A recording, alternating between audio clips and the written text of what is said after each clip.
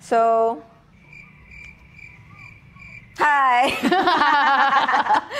Okay, so this is our first movie review. Untuk Movie. we going to review any kinds of movie ke Netflix punya original ke apa ke. So, not specifically movie di panggung wayang lah. But okay, so tadi kita dah tengok cerita Revelations. Sekarang tengah trending nombor 6 dalam movies Malaysia. It's a Korean movie. It's a Korean movie. Yoon Sang-ho. Sorry lah, I'm not a Korean, so We don't speak Korean. I don't speak Korean. Walaupun layan K-pop sikit-sikit masih tak boleh. Okay, first I baca dulu dia punya sikit lah sinopsis dia. A pastor who believe in divine's revelations and a detective haunted by vision pursue a missing person case, exposing their own demons in the process. Ooh. Okay. Fun fact, we don't like to read the synopsis or the apa-apa sebelum tengok. So kita orang tengok blind.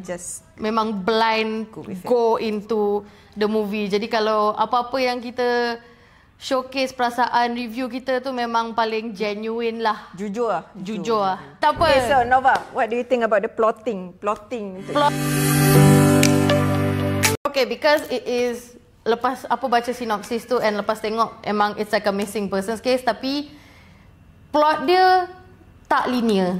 Pasal kita dapat tengok first kita ingat main character tu saja, like betul-betul main character. Laki tu je, the pastor.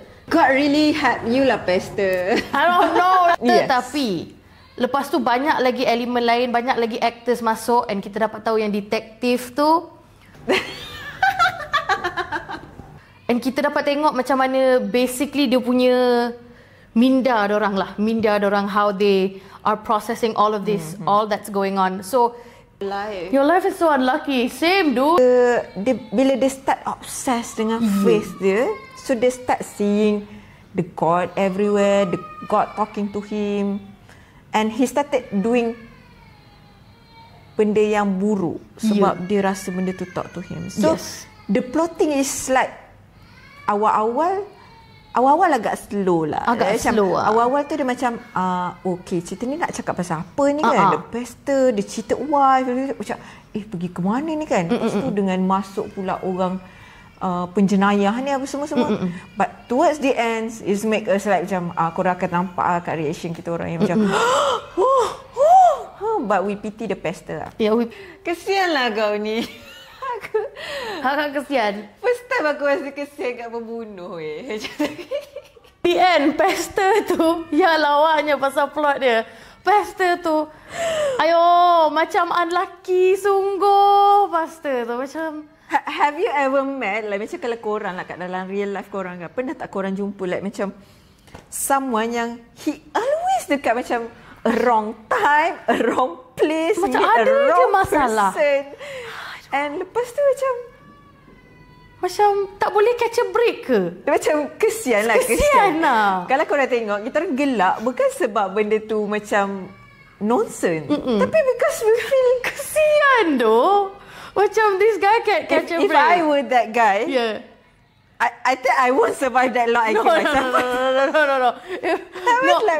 The fact that he stayed long enough sane, again, debatable yang sane tu, until dia not so sane, that long, rasa macam, wah, I would not survive. I would have lost my mind.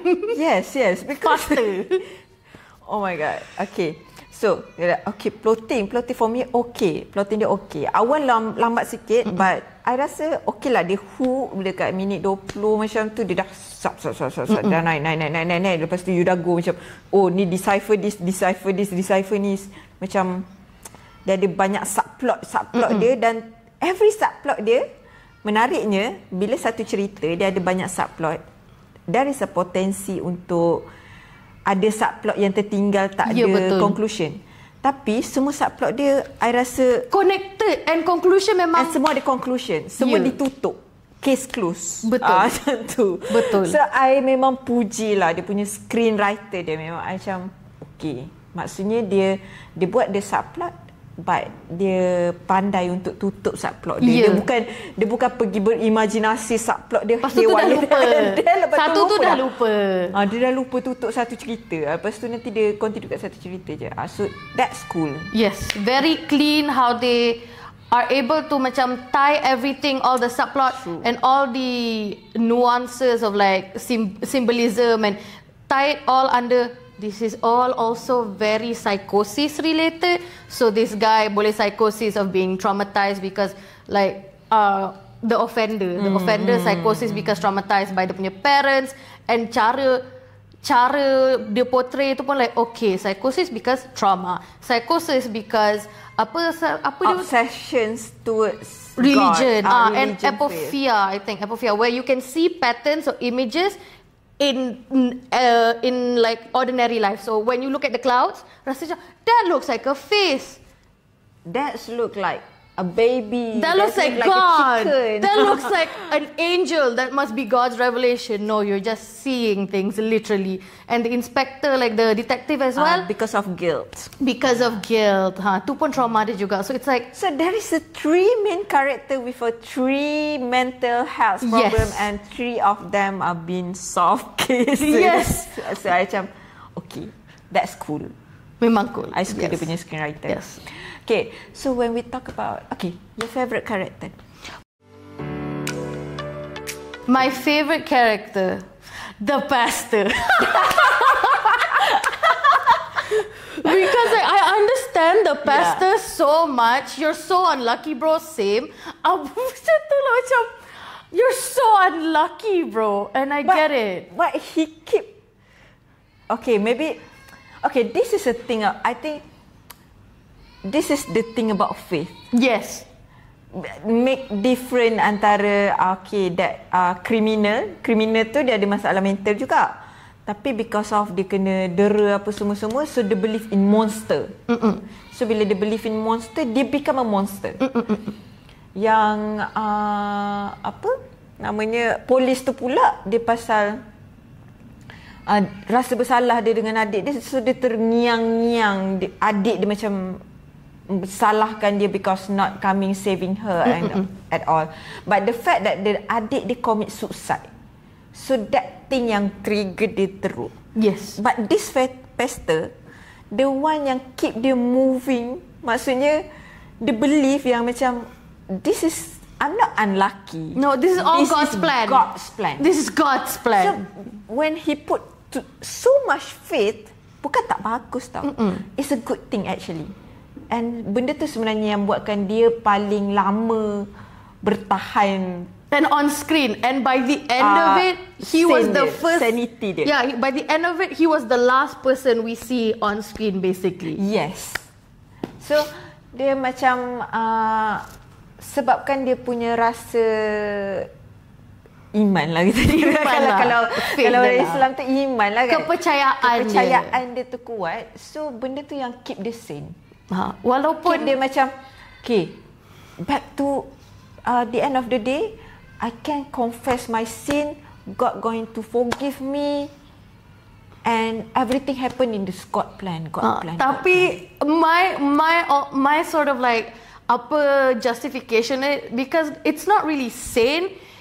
It's keeping him rooted in his reality, not the reality. Rooted. Bukan dalam reality yang sebenar, tapi his reality, his design of reality. Dia masih boleh jalankan tugas pesta dia. Tapi dia dah kuku dah. Padahal sebenarnya dia dah. So I pun suka watak tu juga. For me like macam the director craft that watak, and the pelakon tu pun dia bawa watak. Pelakon tu membagi, memberi. I'm not sure the names of that pelakon, tapi oh my god, memberi. He's so good. Because the way like macam he duduk macam tu je, macam kita orang macam oh my god, your life is so pathetic, bro. Pathetic. Lepas tu memang bila dia gila tu memang kita dah nampak. Bukan gila like macam gila-gila tau, tapi fanatic, a religious fanatic. Kita dapat nampak, okay, he's not all there already. He's not all there. I started to love him bila he forgive his wife. Ya, tahu. That wasn't. Oh, okay. You guys said that, okay, maybe kita lost track sikit kan. Okay, this pastor, the beginning of the story macam tadi saya rasa saya ada cakap sikit. The problem of this pastor adalah the wife is cheated. Adultery. Adultery. The wife is cheating. Memang doing adultery. Kau memang Yes. Yes. Total war. So dia banyak benda yang kena Tapi fikir. dia masalah benda ni reveal dari awal cerita tau. Tapi like macam dekat sejam jugalah perjalanan cerita tu, dia hold diri dia daripada confront wife dia. And bila dia confront wife dia, dia masih hold integrity dia. Oh, integrity. Integrity dia sebagai pastor tu, he forgive his wife on behalf of God. Because the Lord. As a pastor. Like macam it's okay, confess. You be forgiven. Tapi the funny thing is, it's the hypocrisy of the wife has to confess, which is really bad because the wife did commit adultery, but the wife confessed he didn't. He didn't. Oh yes, that the munafik. Yeah. The hypocrisy of it all. Yeah. Dia tak confess the fact that even ada this one part where dia ada baca because he thought he had a revelation, he saw a string of numbers and dia baca dalam Bible. Yang basically cakap it's benda tu macam clarify his act. Clarify his act was bad actually. Dia tahu sebenarnya his act is bad because dia cakap siapa-siapa yang kidnap this, like basically it's Deuteronomy 24:7. How kalau you kidnap this like you kidnap someone, treat them as a slave, the kidnapper themselves needs to die. So he knows that he is the kidnapper. So okay, ada benda menarik yang pasal benda ni. Sebab I punya point of view, I ingat dia tengah baca, dia justify dia punya crime tu sebab dia dah bunuh. Dia rasa dia bunuh kidnapper tu. Ya, betul. That's the thing. The fact that that passage was actually for him, but he was deluding himself, thinking he is enacting God's wrath. Because I was thinking like that. Sebab tu dia rasa macam bersemangat gila. And he keep, dia memang macam korang kena tengok, serius korang kena tengok macam like the symbolism suggested lah nombor 6. I rasa macam it can be better. The symbolism, the subtext is very good. Akan nak cerita pasal dia punya cinematography tak? Cinematography. Korea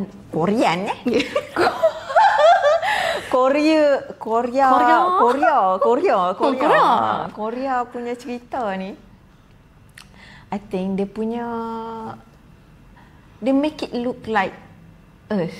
Maksudnya, you bila you tengok cerita tu, you tak rasa you tengok movie, you rasa macam you tengok daily life. Dia punya colour grading dia macam you punya daily life. You tengok orang tu berminyak-minyak muka apa semua kan. So the way like macam dia portray benda tu, I suka. Dan satu lagi, I suka bila dia hallucinate-kan corpse tu, dia buat macam dia macam korang akan rasa macam dia macam shot lah macam terhuyang-hayang. So aku rasa macam cameraman dia macam macam tu. You know, bila korang kat dalam benda-benda yang macam tengah terhuyang-hayang macam tu. But it's good. Itu shot. Kalau cinematography ni, the whole look lah. Macam, the whole look. Dia macam it's very cold. The whole look is very cold. It's quite cold. It's quite cold. However, but it's giving a crime punya. It's giving crime. It's giving thriller. It's giving thriller. It's giving thriller vibe. But also what I see is whenever, like for the pastor especially, shots with him experiencing apophia tu kan, apophia tu kan, tiba-tiba macam bercerah lagi. Oh yeah. It's like situlah the colours.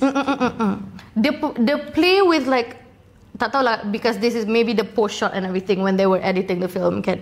They play with colours and like lighting untuk menunjukkan. I love all the symbolism. Wow, this is God. Revelation. No, you're just really, really wrong in the head, bro. It's so funny. Macam nampak sangat kau tak okay.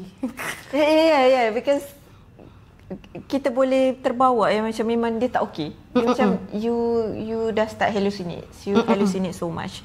But the one thing I suka Korea ni, dia akan bagi look tu macam look orang tempatan. Maksudnya macam awal-awal lagi memang saya dah cakap dah macam cuba tengok macam building dia tu tak ada ni dia nak bagi building lawa-lawa. Tak ada. Dia memang sebab kawasan tu kawasan setinggan, kejiranannya macam kalau kita B40 lah.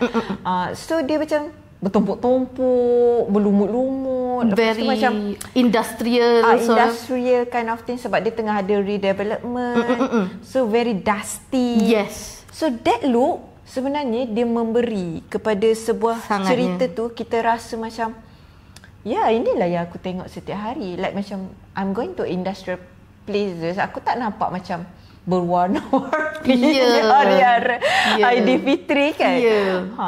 So macam mana nampak look kat belakang dia macam tu lah. Dia macam lampu-lampu gelap-gelap. Tapi saya suka lah macam bila bangunan dia tak terlalu clean. Dia tunjuk the dustiness. Rasa lepas macam tu church dia church yang lama. So dia tak nak portray macam church tu perfect. Dia memang buat an old church. Sampai ada leaking. And leaking dia tu sangat detail about the leaking. Oh my God. Leaking tu play a part juga dalam jalan cerita. It's so amazing how benda kecil je from the bangunan, from shots. Very detailed. Very detailed. They take into consideration all the details of environment and play it within the plot itself. Yes. They're very good with that. The movie was very good with that. Tu benda yang I suka lah dalam so far Korea punya production. Diorang memang sangat teliti about those kind of thing. Like macam memang diorang tak bagi korang benda yang cantik. Unless it's a benda cantik lah. Maksudnya kalau kau tengok cerita tu ada cerita dreamy. Dia bagi dreamy look. Tapi kalau memang cerita crime macam ni, kalau you tengok Silence lah, you tengok apa lagi, even Train to Busan pun dia tak nampak look clean. Sebab it's a very apocalypse punya kind of thing. Ada bunga api, selamat raya. Okay, so what do you like about this movie? The movie, what do I like about it? Aside from everything that we just talked about, like the emphasis specifically yang I suka is the symbolism. Symbolism dia kuat. So they do a lot of foreshadow and then they kaitkan balik dengan benda-benda yang sebelum, selepas. Lukisan bangunan. Yes. The Oculus window. The Oculus window. How it portrays the psychosis of the offender. Semua benda. Macam benda Illuminati kan. Tapi nampak macam tu lah. I was like thinking either one eye to have to do with like a cross or something. Is it the church? Is it something? But it was a window. The symbolism is strong. Subtext dia sangatnya strong. That's what I like the most. Akak macam apa? For me, I like the sama je, benda yang sama. But if me, I like each of the character in this movie. Setiap karakter dia sangat-sangat memberi. Like they don't need to look pretty. Like macam yelah kau tengah kau dah poli itu tak adalah macam tiba-tiba make up tebal lagi. Kan benda tu. Okay, dan how they bring each of the character tu, the variety of the character, even Mak Ayong Mak Ayong tu pun ada karakter dia sendiri sebenarnya. Betul. So kalau korang perhati betul-betul each of the character dalam cerita ni, pastor tu satu karakter, cikgu kepada pastor tu satu karakter, wife dia this karakter, kawan-kawan wife dia pun ada karakter tersendiri, even caretaker dia pun ada karakter dia. So I think this is the one of the important thing bila buat cerita. You create each of the karakter tu penting. Bukannya sekadar karakter jalan. Tak ada karakter yang tenggelam. Semua ada dia punya own individuality yang add to the movie itself. Walaupun polis punya scene sikit, tapi bila polis punya scene, dia highlight polis punya scene. Boleh nampak dynamic polis tu walaupun sekejap je diorang ada. Memang macam polis tu macam pop up sini, lepas tu dah. Lepas tu banyak dekat yang polis perempuan single ni. Tapi bila the polis tu pop up, dia pop up betul. Betul. Dia tak ada pop up yang macam macam mana Maria? Baik, dah terima arahan. Balik. Ada personality dia, ada colour dia. Colour setiap orang ada. Okay, cakap pasal baik-baik je ni. What do you dislike? What I dislike specifically. Okay, ni maybe nitpick lah. Ni maybe nitpick sikit lah. My nitpick is how the character, the psychologist is portrayed. Pakar psychiatrist, apa punya psychologist. Tapi ada pakar psychiatrist macam tu. Yeah, no, that's the thing. Because it gives sort of a bad name. So it's painting a bad picture of psychiatrists, which yes, the fact is memang macam tu, memang ada. And walaupun by the end again spoilers. Dia macam baik. Dia baik. Dia macam because dia sekarang ni intellectual, dia tak nak bias. Dia tak nak bias, which I completely understand. Integrity. Tapi bila dia cakap tu pun macam dia cakap dengan apa detektif, apa polis, the perempuan tu, cakap dia tak tahulah kalau culture dia ke apa, tak faham lah kan. Tapi terlalu kasar. Yes. So it paints a bad picture. I understand unbiased professional opinion, tetapi kena ada, maybe for me again, this is just nitpicking, ada empathy sikit lah kalau you are within the medical field. Macam tu lah. Akak macam mana?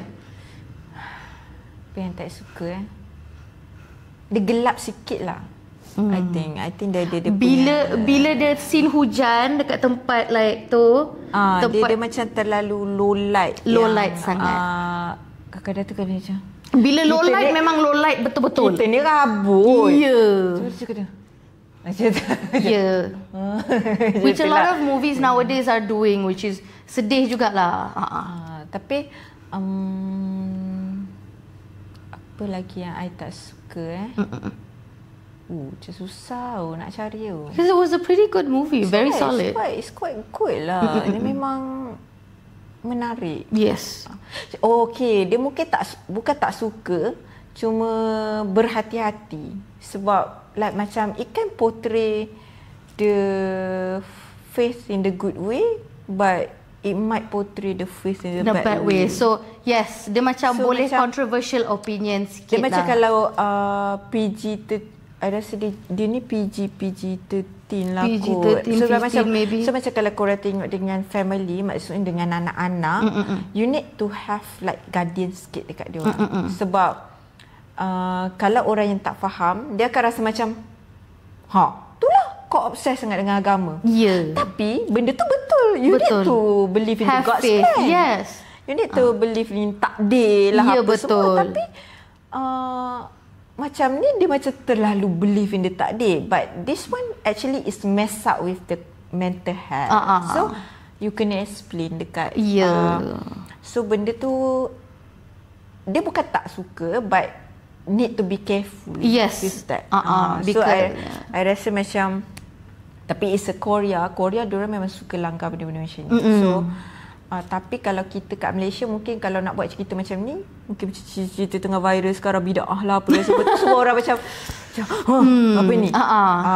So because you need the guidance sedikit macam tu. Tapi jangan risau, walaupun cerita ni about macam Christianity, okey je orang Islam tengok ke apa-apa agama, okey je, sebab it's not pestering you. Yes, no. Dia tidak pestering you pun. Dia tak adalah macam cubaan untuk ngajak you convert ke apa ke, tak ada. Dia just put itu aspek karakter tu sahaja. It is more like memang fictional kinds of thing. I'm not sure it's a fiction. I feel like it's more of how to color this specific character. This specific character is so rooted dalam belief dia kepada Christianity and God, that again, bila a lot of psychosis, one symptoms of psychosis is believing like you are the chosen one. Itu memang satu symptom. So the fact that dia pastor, itu satu just aspek karakter tu sahaja. And because karakter tu yang pertama lah kita nampak juga That's why dia play with the religious factor lebih sikit. Tapi dia tak ada, dia macam orang macam mana. Okey, dah cakap okey, rasa kita orang dah cover semua benda kot. So far okey. Rating? Rating. I will give it 8.5. 8.5 out of 10, yes. Mine is 9. 9 out of 10. Yeah. Because I really love how I suka, okay, sebab I menulis juga untuk screen. So I suka bila the screenwriter dia memang, dia punya script writer dia power lah. Strong, very strong. Writer tahu nak ke mana hala tuju dia, and the director mungkin memang menzahirkan apa yang script writer dia buat. So yelah, it's a clap for the whole team lah. Yes. For me, they lost 1 point tu sebab tak semua benda sempurna dalam dunia. Ya, betul. Tak adalah, kadang aku bagi 10 per 10. Kadang orang tengok tak sedap, kadang orang maki aku. Betul. Macam tu. So macam tak apa, I take 1 point tu untuk orang yang mungkin tak suka cerita. Above average ya guys. Above average. That's really good. But it's unexpected. Yes.